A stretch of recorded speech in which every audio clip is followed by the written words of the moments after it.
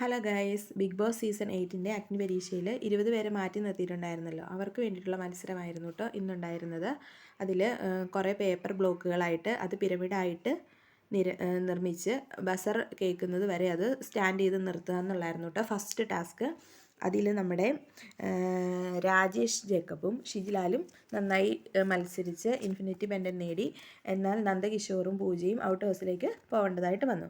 രണ്ടാമത്തെ ടാസ്ക് എന്ന് പറയുന്നത് ഒരു ഏകാഗ്രതയോടുകൂടി ചെയ്യേണ്ടതായിരുന്നു കേട്ടോ.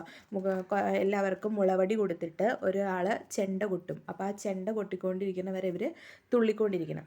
തുള്ളിക്കഴിഞ്ഞ് ചെണ്ട കൊട്ട് നിർത്തുമ്പം ഇവർ കയ്യിൽ നിന്ന് വടി വിടെന്ന് വെച്ചാൽ താഴേക്ക് പോകാനും പാടില്ല, അപ്പം തന്നെ ചാടി പിടിക്കുകയും ചെയ്യണം. കയ്യിൽ നിന്ന് പോയി കഴിഞ്ഞാൽ ആൾ ഔട്ടാവും. അങ്ങനത്തെ ഒരു ടാസ്ക് ആയിരുന്നു കൊടുത്തിരുന്നത്. ഇതിൽ അവർ തിരഞ്ഞെടുത്തത് താഷിനെയാണ്. Tashi infinity pendant നേടുകയുണ്ടായി. പക്ഷേ ഷാമോണും റിജോയും അവരെ ഔട്ട് ഹൗസിലേക്ക് മാറ്റുകയാണ് ചെയ്തത്.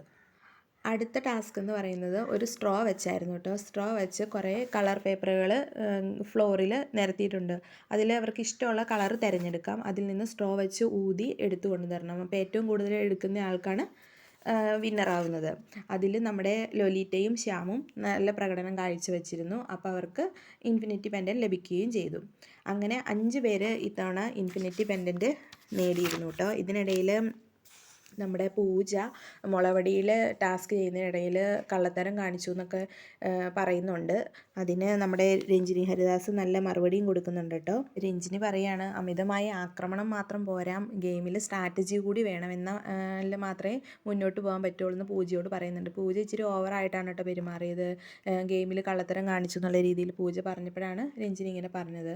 അങ്ങനെ ഇന്നത്തെ എപ്പിസോഡിൽ 5 പേര്, പൂജ, നന്ദകിഷോർ, ഷാമോൻ, റിജോ, അഭിയാനസ്, നിതിൻ ദാസ് എന്നിവർ ഔട്ട് ഹൗസിലേക്ക് മാറിയിട്ടോ. നിങ്ങൾക്ക് ആരുടെ പ്രകടനമാണ് ഇഷ്ടമായത്?